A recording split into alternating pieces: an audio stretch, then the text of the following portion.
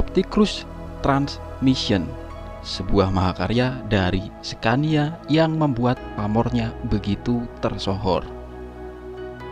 Lalu secanggih apa sih Opticruise Transmission ini? Oke, mari kita ulas bersama di Ngulas Bis.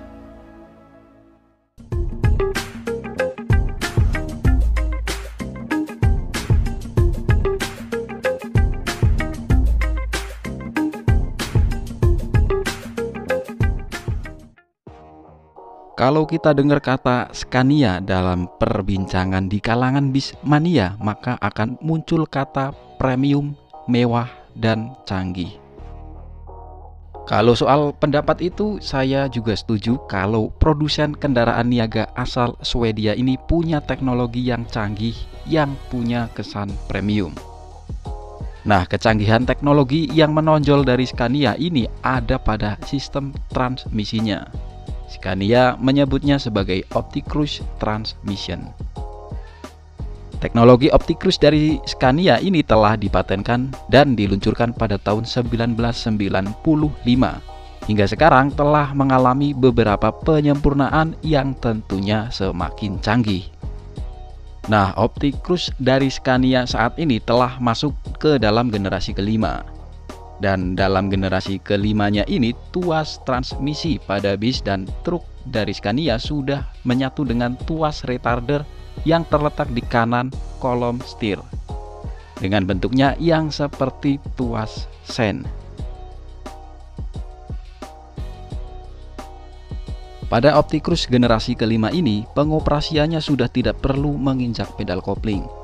Jadi pada semua unit Scania sudah menggunakan Opticruise generasi kelima yang sudah tidak ada lagi pedal kopling. Sistem transmisi Opticruise ini secara penjelasan sederhananya adalah transmisi manual yang diotomatiskan oleh perangkat elektronik, menggunakan elektrohidrolik sebagai pengendali kopling untuk kehalusan dan kepresisian perpindahan gigi. Dengan perangkat elektronik yang ada dalam sistem transmisi Opticruise ini yang nantinya akan menggantikan feeling dari pengemudi untuk memindahkan gigi pas lagi di perjalanan. Dengan berbagai sensor yang ditanamkan pada roda, mesin, dan gearbox, sistem Opticruise Transmission mampu memperhitungkan posisi gigi yang sesuai dengan kondisi saat bis berjalan, baik itu saat menanjak ataupun menurun, saat bis sedang berjalan santai ataupun sedang berlari, dan berbagai kondisi lainnya saat di perjalanan. Dengan sendirinya mampu menyesuaikan kebutuhan tenaga yang diperlukan. Jadi pengemudi udah nggak lagi oklak-oklek snelling lagi sama injek kopling, tinggal anteng fokus ke perjalanan.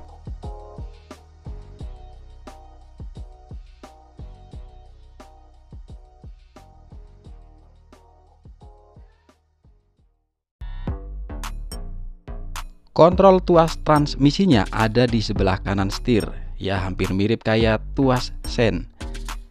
Dan di tuas ini ada pilihan mode transmisi manualnya juga, yang bisa diganti modenya hanya dengan memencet tombol di ujung tuasnya.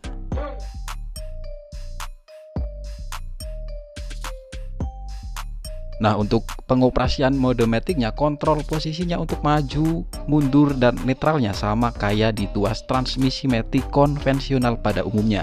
Dengan memutar tuas transmisi ke huruf D untuk drive atau jalan maju, jika untuk mundur tinggal putar ke R atau reserve atau mundur, dan N untuk netral.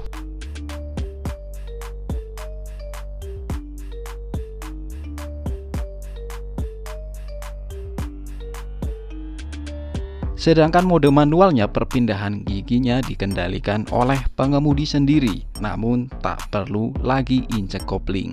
Di mode manualnya, pengemudi tinggal memainkan tuas transmisinya dengan ditarik ke atas ceklek untuk nambah gigi dan ceklek ke bawah untuk mengurangi gigi.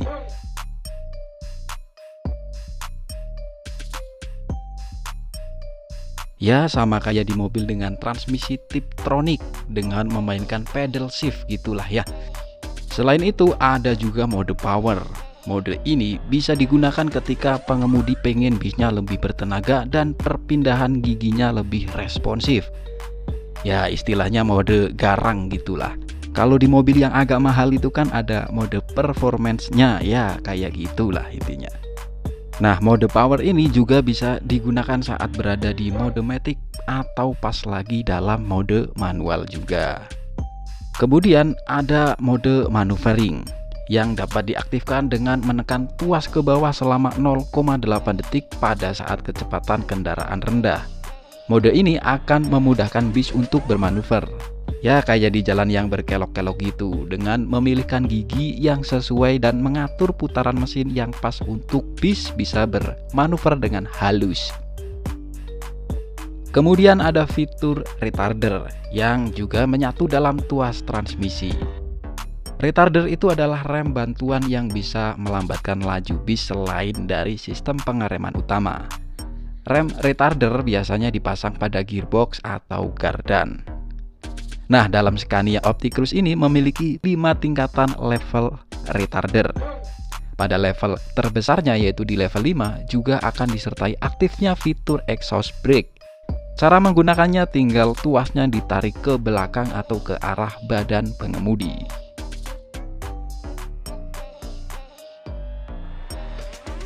Rem retarder ini juga ada mode otomatisnya. Untuk mengaktifkannya tinggal menggeser tombol AUT ke posisi 1. Jadi pas pengemudi menginjak pedal rem, di saat itu juga rem retarder secara otomatis akan bekerja. Nah, soal fitur safety lainnya juga terdapat fitur hill hold control atau rem penahan pada saat bis berhenti di tanjakan atau turunan, baik dalam posisi sedang menanjak atau sedang dalam posisi menurun. Jadi udah nggak perlu lagi ganjal mengganjal. Ganjal toh! Toh ganjal toh! Jika fitur ini diaktifkan, maka rem akan mengaplikasikannya sekitar 3 detik ketika pengemudi mengangkat kaki dari pedal rem. Disertai juga dengan peringatan audio dan visual yang akan aktif mengingatkan. Kerja dari hill hold tidak akan lepas sampai torsinya cukup buat lanjut jalan lagi untuk mencegah kendaraan merosot dan terbalik. Salah satu kelebihan dari OptiCruise milik Scania ini adalah kontrol elektroniknya yang mampu menampilkan data yang relatif lengkap. Ada informasi konsumsi bahan bakar, umur kampas rem, kampas kopling, dan dapat merekam perilaku pengemudi dalam menggunakan kendaraan, apakah ugal-ugalan atau tidak. Fitur tersebut akan ditampilkan di panel instrumen dan kemudian merekam perilaku pengemudi secara menyeluruh selama perjalanan.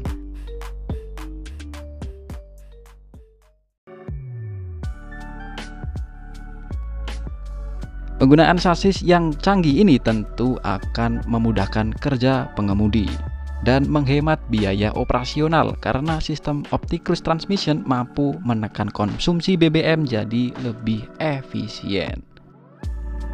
Well, itulah tadi OptiCruise Transmission, sebuah mahakarya dari Scania yang membuatnya menjadi sasis bis premium canggih dan mewah. Dan oke, sampai di sini dulu episode ngulas bis kali ini. Makasih buat yang udah nonton. Wassalamualaikum warahmatullahi wabarakatuh.